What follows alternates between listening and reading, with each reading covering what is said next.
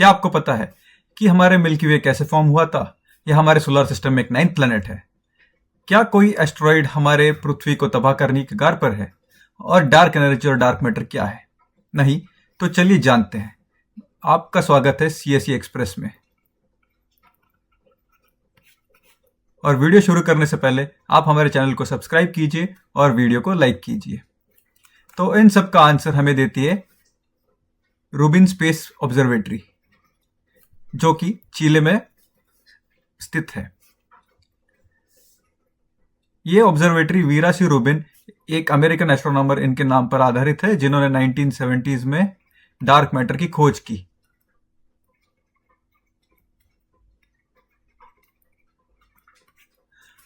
और ये इस फील्ड की पायनियर थी। मतलब इसके पहले किसी ने डार्क मैटर पर कोई विचार या संवाद नहीं किया गया। तो इस ऑब्जर्वेटरी को हम जानते हैं, ये चिले में स्थित है, यहाँ इस जगह पर, और 8500 की ऊंचाई पर ये लोकेटेड है। इसमें 3 वाइड कैमरास है और ये रिफ्लेक्शन ऑफ लाइट को यूज करके अपने इमेजेस जनरेट करती है। ये अपना पोजीशन 5 सेकेंड में चेंज कर सकती है, जहाँ की आज तक की जो लेटेस्ट टेलीस्कोप्स है जिनको 10 मिनट का टाइम लगता है, क्योंकि इंस्ट्रूमेंट्स वॉबल ना हो। इसका फ्रेम कैप्चर रेट है 1000 पर नाइट, और ये पूरे स्काई को हमारे 3 दिन में मैप कर सकती है। और इसका जो मेगापिक्सल होता है दैट इज 3.2 गीगापिक्सल। आज तक हमारा जो आईफोन 16 प्रो मैक्स है जिसका 48 मेगापिक्सल है। तो आप सोचिए 3.2 गीगापिक्सल, इसका अर्थ होता है 32,000 MPs। तो आप सोचिए इसमें से इमेज जो जनरेट होगी वो कितनी क्लियर और कितनी ब्राइट होगी। तो इस ऑब्जर्वेटरी का गोल क्या है? हमारी डार्क मैटर और डार्क एनर्जी को स्टडी करना। तो डार्क मैटर और डार्क एनर्जी होता क्या है? जो हम हमारे यूनिवर्स में देखते हैं, स्टार्स प्लस प्लैनेट्स एक्सेट्रा, ये हमारा बस 5% होता है। बाकी 27% डार्क मैटर है, और जो रिमेनिंग है वो डार्क एनर्जी है, जिसका अभी तक कोई संशोधन नहीं किया गया।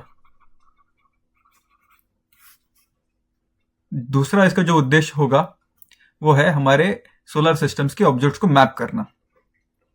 बाकी के जो टेलीस्कोप्स यहां से पहले जो हमारे पास थे वो 1% ऑफ मून को मैप कर सकते थे, जिसका मतलब हमारा जो व्यू था वो एक स्ट्रॉ के हिसाब से, ठीक है, एक स्ट्रॉ के हिसाब से हम मून को देख रहे थे। लेकिन अब ऐसा नहीं होगा, एक वाइड एंगल व्यू हमें मिलेगा, और इससे हम 40 न्यू मून्स को साइमल्टेनियसली देख पाएंगे।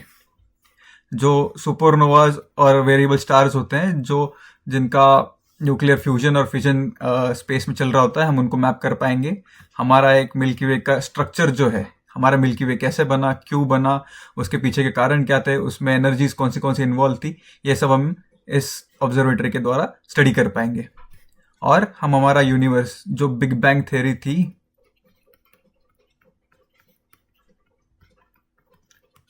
जो 14 बिलियन ईयर्स अगो हुई थी, तो हम उसके बारे में स्टडी कर पाएंगे। इस ऑब्जर्वेटरी को खास बनाता है इसका डिजाइन। इसमें 3 मिरर लगे हुए हैं, 8.4, 3.5, 5 मीटर्स के, जो रिफ्लेक्शन ऑफ लाइट का इस्तेमाल करते हैं, और जिससे हमारा जो इमेज मिलता है वो काफी क्लियर और क्रिस्प होता है। हमने जैसे पहले बताया, it can capture 14 times of moons area in single go. मतलब हम 40 मून ऐसे एक लाइन में रख दे, तब वो पूरा इमेज कैप्चर कर सकता है। और जो हमारा स्कैनिंग है वो एंटायरली ऑटोमेटेड है, and there is no need of positioning. इससे पहले होता यह था कि अगर हमें किसी चीज का विश्लेषण या संशोधन करना था, तो हम उस पॉइंट को पहले नोटिफाई कर लेते थे, और फिर हमारा टेलीस्कोप उसी डायरेक्शन में हम पॉइंट करते थे। लेकिन अब ऐसा नहीं होगा। अब होगा ये कि हम हमारा टेलीस्कोप जिस चाहे डायरेक्शन में हम पॉइंट कर सकते हैं, एंड हमारा जो व्यू है वो लार्जर हो गया, तो हम ये भी ऑब्जेक्ट मैप कर लेंगे, ये भी ऑब्जेक्ट मैप कर लेंगे और ये भी ऑब्जेक्ट मैप कर लेंगे स्पेस में। सो इससे हमारा व्यू जो है वो काफी बढ़ चुका है। ये जो ऑब्जर्वेटरी है ये एक डेटा पावर हाउस है। ये चिले में स्थित होने के कारण सदर्न हेमिस्फीयर की स्काई को पूरी 3 रात में मैप कर सकती है और 20 टीबी डेटा। ठीक है, हम जो जियो और इन सारे का जो हमारा मोबाइल डेटा आता है वो हम 2 GB पर डे यूज करते हैं और इसमें हमारा पूरा दिन निकल जाता है। लेकिन हमारा जो डेटा जनरेट होता है एक रात में वो 20 TB का होता है एंड 1000+ इमेजेस। अगर आप इसके इमेजेस को देखना चाहेंगे तो आपको 400 अल्ट्रा HD टीवीज की जरूरत पड़ेगी एक इमेज को देखने के लिए। और इसका ऑटो कंपैरिजन होगा टाइम लास्ट इमेजेस में।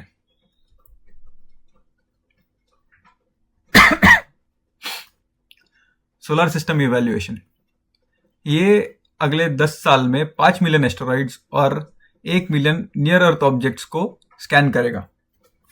ये हमारे प्लानिटरी डिफेंस, यानी अगर कोई, हमने पहले इस क्वेश्चन में पूछा था कि अगर कोई एस्टेरॉइड या कॉमेट हमारे पृथ्वी के पास आएगा तो हम उसको स्टडी कैसे कर पाएंगे, हम उसको डाइवर्ट कैसे कर पाएंगे, तो उसमें हमारी मदद करेगा।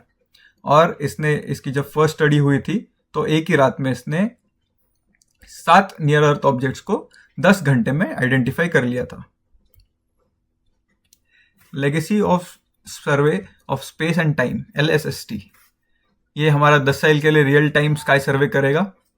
60 सेकेंड्स अलर्ट देते रहेगा हर रात को, जिसके कारण अगर कोई भी चेंज होता है तो उसका अलर्ट हमें मिलता रहेगा। और इसका जो डेटा है वो सभी के लिए अवेलेबल होगा, जिससे हम अपनी स्टडीज कर पाएंगे, रिसर्च कर पाएंगे।